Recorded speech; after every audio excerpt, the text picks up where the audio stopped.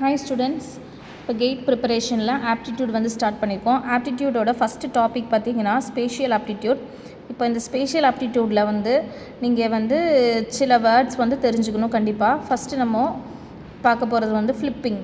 இப்போ ஃப்ளிப்பிங் அப்படின்னா என்னென்னா, ஃபஸ்ட்டு வந்து இந்த மாதிரி ஒரிஜினல் ஷேப்பில் வந்து ஒரு ட்ரையாங்கிள் வந்து இந்த மாதிரி கொடுத்துருக்காங்க அப்படின்னா, இந்த ஷேப் வந்து எப்படிலாம் ஃப்ளிப் அப்படின்னா கவழ்கிறது, இப்போ எப்படிலாம் அது ஃப்ளிப் ஆகும், விழுறது, தடுமாறி விழுறது, அந்த மாதிரி கூட வச்சுக்கோங்க. இப்போ வந்து இந்த மாதிரி இருக்கிற இது வந்து இப்படி வேர்ட்டிக்கல் அப்படின்னா இப்படி விழும், இங்கேருந்து இப்படி விழும், இப்படி விழுந்துச்சு அப்படின்னா நமக்கு ஃப்ளிப்டு வேர்ட்டிக்கலி அப்படிங்கும்போது இந்த ஒரிஜினல் ஷேப் இந்த மாதிரி நமக்கு கிடைக்கும், இந்த மாதிரி நமக்கு கிடைக்கும். இஃப் சப்போஸ் வந்து இப்போ இப்படி மடங்கி விழுறது வந்து நமக்கு வந்து வெர்டிக்கல். இப்போ இதுவே இங்கேருந்து இந்த பக்கமாக இப்படி விழுந்துச்சுன்னா அது வந்து horizontal. If suppose this original shape வந்து இந்த ஷேப்லேருந்து இப்படி ஃப்ளிப் ஆச்சு அப்படின்னா வந்து ஃப்ளிப்டு ஹரிசாண்டலி. அப்போது வெர்டிக்கலாக ஃப்ளிப் ஆச்சுன்னா எப்படி இருக்குதுன்னு பாருங்கள் ஷேப்பு, ஹரிசாண்டலாக ஃப்ளிப் ஆச்சுன்னா எப்படி இருக்குதுன்னு பாருங்கள். இப்போ என்ன பண்ணியிருக்கோன்னா, ஃபோர்த் பிக்சர் என்னென்னா ஃப்ளிப்டு போத் வெர்டிக்கலி அண்டு ஹரிசாண்டலாக. இப்போது ஒரிஜினல் ஷேப் இப்படி இருக்குது. இப்போது இது வந்து ஃபஸ்ட்டு ஹரிசாண்டலாக பார்ப்போம். இப்போ இங்கே இருக்கிறது இப்படி மாறிச்சு அப்படின்னா இப்படி இருக்கும், இது ஹரிசாண்டல். திருப்பி நெக்ஸ்ட்டு அதே இது எப்படி வெர்டிக்கலாக மாறுச்சுன்னா இப்படி இருக்கிறது இப்படி மாறும், இப்படி மாறும். அப்படிங்கும்போது நமக்கு ஃபைனலாக கிடைக்கக்கூடிய ஷேப் வந்து இப்படி தான். அப்போ ஒரிஜினல் ஷேப் வந்து இப்படி இருக்குது, vertical flipping, horizontal flipping, both vertical and horizontal flipping எப்படி இருக்குது அப்படிங்கிறது உங்களுக்கு ஐடியா கிடச்சிருக்கும். இப்போ ஒரு சிம்பிள் இமேஜில் ஃபஸ்ட்டு நீங்கள் கான்செப்ட் புரிஞ்சுக்கிட்டீங்க அப்படின்னா அடுத்தடுத்து உள்ள இது வந்து ப்ராப்ளம் வந்து நமக்கு சால்வ் பண்ணுறதுக்கு ஈஸியாக இருக்கும். ஃபஸ்ட்டு ஃப்ளிப்பிங் வந்து உங்களுக்கு எந்த டவுட்டும் இருக்காதுன்னு நினைக்கிறேன். இப்போ நெக்ஸ்ட்டு டாபிக் பார்க்கலாம். இப்போ நெக்ஸ்ட் வந்து ரொட்டேஷன். இந்த வேர்டுக்கு மீனிங் வந்து உங்களுக்கு தெரியும், ரொட்டேட் ஆகிறது. இப்போ வந்து நார்மலாக வந்து நமக்கு ஒரு ஆப்ஜெக்டோ இல்லை ஒரு திங்ஸோ இந்த மாதிரி இருக்குது. இப்போ நார்மலாக இருக்குது, இது வந்து ரொட்டேட் ஆகி இப்படி ரொட்டேட் ஆகிறது வந்து நம்ம டிகிரி வைஸ் சொல்லலாம். இப்போ வந்து 90 டிகிரி அப்படின்னு ரொட்டேட் ஆச்சு அப்படின்னா உங்களுக்கு இந்த ரெட் கலருங்கிற போர்ஷன் வந்து இப்போ இதுதான் சென்டர். இஃப் சப்போஸ் இதுதான் சென்டர்னு வச்சுக்கோங்க, இந்த சென்டர் பாயிண்ட்லேருந்து எப்படி 90 டிகிரினா இது 0, அப்படி இவ்வளோ வர்றது 90 டிகிரி. அப்போ இந்த சர்க்கிள் வந்து அப்படி இப்படி ரொட்டேட் ஆச்சு அப்படின்னா உங்களுக்கு இந்த ரெட் கலர் போர்ஷன் வந்து மேலே வந்துடும், டாப்பில் வந்துடும், ப்ளூ கலர் போர்ஷன் வந்து பாட்டத்தில் வந்துடும். அப்போ நார்மலாக இருக்கக்கூடிய ஆப்ஜெக்ட் இப்படி இருக்கும், 90 டிகிரி ரொட்டேட் ஆச்சுன்னா இப்படி இருக்கும். நெக்ஸ்ட்டு பாருங்கள், இது 90 டிகிரி ஒரிஜினல், இது வந்து இப்படி. இப்போ 180 அப்படிங்கும்போது இப்போது எப்படி வந்து 0 to 90 டிகிரி ஆச்சோ அதுலேருந்து திருப்பி ஒரு 90 டிகிரி தான் நமக்கு 180 டிகிரி. அப்போ பார்த்தீங்க அப்படின்னா நார்மல் பிக்சர் எப்படி இருக்குது, 180 எப்படி இருக்குது பாருங்கள், அப்படியே ஆப்போசிட். இப்போ இந்த ரெட் கலர் இந்த பக்கம் வந்துடும், இந்த ப்ளூ கலர் இங்கே வந்துடும், இதுதான் கம்ப்ளீட் 180 டிகிரி. ஏன்னா நமக்கு என்னன்னு தெரியும், குவாட்ரண்ட் பார்த்திங்க அப்படின்னா இது 0, இது 90, அப்புறம் இது 180. அப்போது நமக்கு கம்ப்ளீட் ஒரு ஹாஃப் சர்க்கிள் வந்து அது டேர்ன் ஆகிடும். அப்போ அந்த மாதிரி நமக்கு ரொட்டேட் ஆகிருக்கிறது தான் நமக்கு 180 டிகிரி. அப்போ இதுலேயும் எந்த டவுட்டும் இல்லை. நெக்ஸ்ட் 270 போது நமக்கு இந்த குவாட்ரண்ட்டில் வரும் 270 அப்படிங்கிறது. அப்போது இவ்வளோ தூரம் இருக்கிற சர்க்கிள் திருப்பி ஒரு ஹாஃப் 90 கூட வச்சுக்கலாம். 180லேருந்து ப்ளஸ் ஒரு 90 நமக்கு என்னது 270. ஸோ நமக்கு ஒரிஜினல் பொசிஷன் எப்படி இருக்குது, 270 வரைக்கும் ரொட்டேட் ஆச்சுன்னா நமக்கு இந்த திங்ஸ் வந்து இப்படி இந்த மாதிரி பொசிஷனில் கிடைக்கும். இப்போது உங்களுக்கு ரொட்டேஷன் வந்து கிளியராக அண்டர்ஸ்டாண்ட் ஆகிருக்கும்னு நினைக்கிறேன். இப்போ அடுத்த டாபிக் பார்க்கலாம். இது வந்து ட்ரான்ஸ்லேஷன் அப்படின்னா வந்து ரொம்ப ஈஸி தான். ஒரு திங்ஸ் இருக்கும், அந்த திங்ஸை வந்து ஜஸ்ட்டு நம்ம மூவ் பண்ணி வைக்கிறோம். இப்போ இங்கே ஒரு ட்ரையாங்கிள் ஆர் சமோசா இருக்குது அப்படின்னா ஜஸ்ட் இதை இங்கே இருக்கிறத அப்படியே எந்த ஒரு இதுவும் இல்லாமல் மூவ் பண்ணி இந்த பக்கம் வைக்கிறோம். Moment, moving from one place to another place, that's it. இதுதான் வந்து ட்ரான்ஸ்லேஷனாக இவ்வளோ தான், சிம்பிள் தான். இது புரிஞ்சிருக்கும்னு நினைக்கிறேன். இப்போ நம்ம வந்து டைரெக்டாக வந்து எதுக்குள்ளே போகலாம், ஒரு சம்ஸாக வந்து சால்வ் பண்ணலாம். மிரர் இமேஜ் இந்த வேர்டு தெரிஞ்சுக்கிட்டு நம்ம சம்குள்ளே போகலாம். இப்போ மிரர் இமேஜ் அப்படின்னா உங்களுக்கு தெரியும், நம்ம கண்ணாடியில் நம்ம முகத்தை பார்த்தா நம்மளோட ரிஃப்ளெக்ஷன் எப்படி இருக்கும், அதே மாதிரி நம்ம ஆப்ஜெக்ட்ஸில் இல்லை திங்ஸில் வந்து பார்க்க போகிறோம். லைன் ஆஃப் சிமெட்ரி அப்படின்னா இப்போ வேறு ஒன்றும் இல்லை. இப்போ ஒரு லைன் இப்படி இருக்குது, இங்கே ஒரு பாக்ஸ் இருக்குது அப்படின்னா சேம் இந்த இடத்துலையும் ஒரு பாக்ஸ் இருக்கும், அவ்வளவுதான். இதுதான் அந்த லைன் ஆஃப் சிமெட்ரி. இந்த பக்கம் என்ன இருக்கும், சேம் ரிஃப்ளெக்ஷன் இந்த பக்கம் இருக்கும். இதுதான் மிரர் இமேஜ், இதுதான் லைன் ஆஃப் சிமெட்ரி.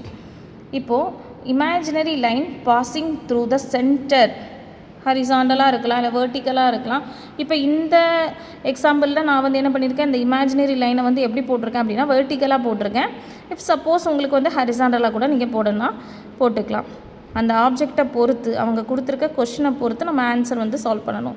இப்போ இப்படி போட்டோம் அப்படின்னா ஹரிசாண்டலாக. And divide the shape into identical halves. இப்போ இதுதான் நமக்கு இமேஜினரி லைன், இது வந்து ஐடென்டிக்கல் ஹாஃப்ஸ். அப்போ மிரர் இமேஜ் அப்படின்னா என்னங்கிறதும் உங்களுக்கு கிளியராக ஐடியா கிடச்சிருச்சு. இப்போ நம்ம சம்குள்ளே போகலாம். இப்போ பாருங்கள், இதில் ஃபஸ்ட்டு சம் என்ன கொடுத்துருக்காங்க அப்படின்னு பாருங்கள். Which one of the groups given below can be assembled to get shape that is shown above using each piece only once without overlapping with each other. இப்போ என்ன சொல்லியிருக்காங்க அப்படின்னா, கொஷினில் வந்து ஒரு இமேஜ் வந்து நமக்கு கொடுத்துருக்காங்க. இந்த இமேஜை நமக்கு அசம்பிள் பண்ணனா, அரேஞ்ச் பண்ணுறது பார்ட்டாக இப்போ கலட்டிட்டு நம்ம திருப்பி அசம்பிள் பண்ணால் எப்படி, எந்த ஷேப்பெல்லாம் வச்சு அசம்பிள் பண்ணால் நமக்கு இந்த இது வந்து கிடைக்கும்னு சொல்லி கேட்டிருக்காங்க. இப்போ இதில் என்ன வார்த்தைலாம் கொடுத்துருக்காங்க அப்படின்னா, உங்களுக்கு வந்து ஓவர்லாப்பிங் ஆகக்கூடாதுன்னு சொல்லியிருக்காங்க. ஓவர்லாப்பிங் அப்படின்னா ஒன்றுக்கு மேலே ஒன்று இருக்கக்கூடாது அப்படின்னு சொல்லியிருக்காங்க. வித் ஈச் அதர், ஒரு இதுக்கு மேலே இன்னொரு இது இருக்கக்கூடாதுன்னு சொல்லியிருக்காங்க. இப்போ நம்ம ஆப்ஷன்ஸ் பார்க்கலாம். இப்போ ஃபஸ்ட்டு ஆப்ஷன் பார்த்தீங்க அப்படின்னா ஒரு 4 ட்ரையாங்கிள் கொடுத்துருக்காங்க, ஒரு ரெக்டாங்கிள் கொடுத்துருக்காங்க. அதுக்கப்புறம் பார்த்தீங்கன்னா இப்போ நீங்கள் இதை பிரித்து நீங்கள் எப்படி இதை ஃபார்ம் பண்ணலாம் அப்படின்னு சொல்லிட்டு கொஞ்சம் திங்க் பண்ணி பாருங்கள். நான் ஆன்சர்ஸ் சொல்கிறேன். ஒரு 20 செகண்ட்ஸ் டைம் கொடுக்குறேன், நீங்கள் திங்க் பண்ணி பாருங்கள் இதில் எந்த இமேஜ் வந்து இதோட ஆன்சராக இருக்கும் அப்படின்னு சொல்லிட்டு. இந்த மாதிரி தான் நமக்கு வந்து கேட்டில் வந்து கொஷின்ஸ் இருக்கும். நம்ம ஃபுல்லாகவே நம்மளோட திங்கிங் தான் இதில் ரொம்ப ரொம்ப இம்பார்ட்டண்ட். இப்போது நீங்கள் வந்து 4 ஆப்ஷன் இருக்கும், எனக்கு இடம் இல்லாததுனால நான் 3 ஆப்ஷன் உங்களுக்கு கொடுத்துருக்கேன். இப்போது கேட் கொஷின் பேப்பரில் வந்து உங்களுக்கு 4 ஆப்ஷன் இருக்கும். இந்த 4 ஆப்ஷனில் ஃபஸ்ட்டு நீங்கள் என்ன பண்ணணும்னா, கரெக்டான ஆன்சரை தேடினீங்கன்னா உங்களுக்கு கிடைக்காது. ஃபஸ்ட்டு நீங்கள் எதெல்லாம் வந்து மேட்ச் ஆகாது அப்படிங்கிறத ரிஜெக்ட் பண்ணிட்டீங்க அப்படின்னா உங்களுக்கு ஈஸியாக இருக்கும் கரெக்ட் ஆப்ஷன்ஸை செலக்ட் பண்ணுறதுக்கு. இப்போ பாருங்கள், டைரெக்டாகவே நமக்கு தெரிஞ்சிருச்சு இந்த மாதிரி ஒரு ஷேப் நமக்கு அதில் இல்லவே இல்லை. ஸோ அப்போது ஆன்சர் சி வந்து கிடையாது, ராங் ஆன்சர். இப்போது பியும் ஏயும் வந்து நமக்கு கன்ஃபியூஸ்டாக இருக்கும். இப்போது பாருங்கள், உங்களோட இது பாருங்கள், ஏங்கிறது ட்ரையாங்கிள். ஸோ நமக்கு ட்ரையாங்கிள் டாப் பொசிஷனில் இருக்குது. அப்புறம் பார்த்திங்கன்னா ஒரு ரெக்டாங்கிள் இந்த பொசிஷனில் இருக்குது. நெக்ஸ்ட்டு பார்த்திங்கன்னா ஒரு ராம்பஸ் இருக்குது. இப்போ இந்த ராம்பஸை நம்ம இப்படி வச்சுட்டு இந்த ட்ரையாங்கிளை தூக்கி இந்த பக்கம் வச்சாலும் நமக்கு இந்த ஆன்சர் கரெக்டு தான் இது. ஓகேங்களா? இப்போது ஏ ஆப்ஷனை பாருங்கள். ஏ ஆப்ஷனில் இப்போ வந்து உங்களுக்கு இது கேட் எக்ஸாமுங்க, ஒரு சிம்பிளாக உள்ள நார்மல் எக்ஸாம்லாம் கிடையாது. ஸோ வந்து பி தான் ஆன்சர் அப்படின்னு சொல்லிட்டு ஆன்சர் டிக் பண்ணிடாதீங்க. கேட் வந்து கொஞ்சம் காம்ப்ளிகேட்டடாக கொஞ்சம் ட்ரிக்கியாக தான் கேட்டிருப்பாங்க.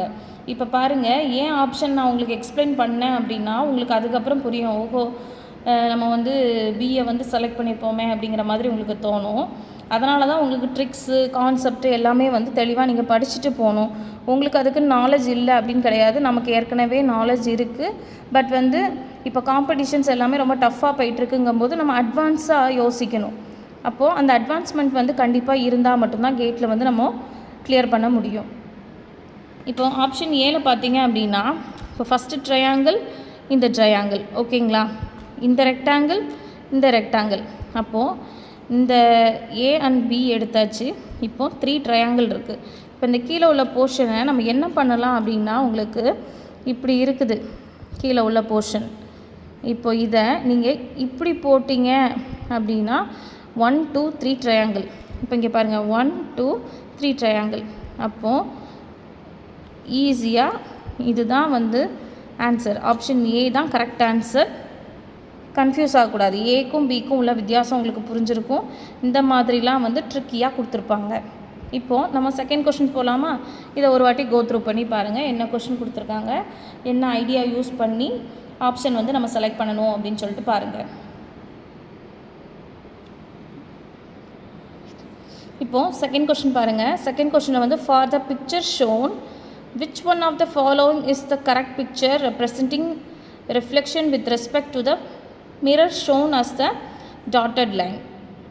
இப்போது அவங்க கொஷினில் கொடுத்துருக்க இமேஜ் வந்து இந்த இமேஜு. இப்போ நான் ஆப்ஷன் 2 தான் எனக்கு வரைகிறதுக்கு ஸ்பேஸ் இருந்து ஸோ வரைஞ்சிருக்கேன். இப்போ அவங்க என்ன சொல்லியிருக்காங்க அப்படின்னா டாட்டட் லைன் இருக்கான். ஒரு டாட்டட் லைன் நம்மளாக இமேஜின் பண்ணிவிட்டு மிரர் இதை வந்து மிரர் கிட்ட காமிச்சா எந்த மாதிரி இருக்கும் அப்படின்னு சொல்லியிருக்காங்க. அப்போ வந்து நீங்கள் என்ன பண்ணணும் அப்படின்னா இந்த பக்கம் வந்து ஒரு மிரர் இருக்கிறதா நீங்கள் வந்து அஸ்யூம் பண்ணிக்கணும். அஸ்யூம் பண்ணிவிட்டு அப்போ இதோட ரிஃப்ளெக்ஷன் இந்த பக்கம் விழுந்துச்சு அப்படின்னா ஆன்சர் எப்படி இருக்கும் அப்படிங்கிறத இமேஜின் பண்ணி பார்க்கணும். இது வந்து நீங்கள் புரிஞ்சுக்கணும், அவ்வளவுதான். இப்போ நல்லா யோசிச்சு பாருங்கள். இது வந்து ஒரு சர்க்கிளை இப்படி டிவைட் பண்ணி வச்சுருக்காங்க. அப்போ இந்த 2 இதுவும் அப்படி ஆப்போசிட்டில் விழும். அப்போ ஆப்போசிட்டில் விழும் அப்படிங்கும்போது இதை லைன் ஒட்டின இதில் வந்து நமக்கு இருக்காது. இதுதாங்க ஆன்சர் கரெக்டு. நீங்கள் இமேஜின் பண்ணி பாருங்கள். இது 2ம் சேமாக இருக்குது. அதை வச்சே நம்ம கண்டுபிடிச்சிடலாம். சேமாக இருக்குது. ரிஃப்ளெக்ஷன் அப்படிங்கும்போது மாற்றி தான் விழும். அப்படிங்கும்போது நமக்கு இந்த ஆப்ஷன் தான் கரெக்டு. நீங்கள் வந்து யோசித்து பாருங்கள். இந்த மாதிரி திங்க் பண்ணி தான் ஆன்சர் பண்ணுற மாதிரி இருக்கும். ஸோ வந்து மிரர் இமேஜ்க்கு இது தான் ஆன்சர். ஆப்ஷன் பி தான் கரெக்டு. இந்த மாதிரி தான் வந்து கொஷின்ஸ் இருக்கும். நல்லா திங்க் பண்ணுற மாதிரி இருக்கும். நம்ம மைண்டுக்கு நல்ல ஒர்க்கு கொடுக்குற மாதிரி இருக்கும் கேட் கொஷின்ஸ் எல்லாமே. சரி, ஓகே. இப்போ நம்ம 3rd கொஷினுக்கு மூவ் ஆன் பண்ணிடலாம். இப்போ 3rd கொஷின் பார்த்தீங்க அப்படின்னா the least number of squares that must be added so that the line PQ becomes the line of symmetry is டேஷ்னு கேட்டிருக்காங்க. இப்போது கொடுத்துருக்க கொஷினை பாருங்கள். லைன் ஆஃப் சிமெட்ரினாலே நமக்கு மீனிங் தெரியும். 2 பக்கமும் சேமாக இருக்கணும். லைனுக்கு இந்த பக்கமும் அந்த பக்கமும் சேமாக இருக்கணும் அப்படிங்கிறது தான் அர்த்தம். இப்போ PQ அப்படின்னு பார்த்தீங்கன்னா இப்போது ஃபஸ்ட்டு பாருங்கள். இப்போ இந்த இடத்துல நமக்கு இங்கே ஒரு பக்கம் மிஸ்ஸிங், ஒரு ஸ்கொயர் மிஸ்ஸிங். அப்போ இது ஒன்று நம்ம வரையணும். ஓகேங்களா?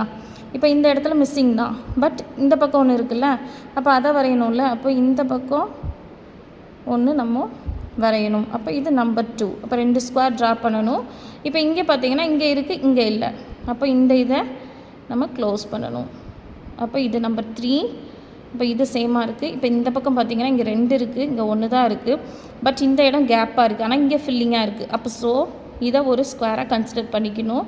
ப்ளஸ் அடிஷ்னலாக இந்த பக்கமும் ஒரு ஸ்கொயர் வந்து நம்ம ட்ரா பண்ணணும். இது நம்பர் 5. தென் இந்த பக்கம் இருக்குது, இங்கே இல்லை. அப்போது இதை நம்ம என்ன பண்ணணும்னா 6ஆக கன்சிடர் பண்ணிக்கணும்.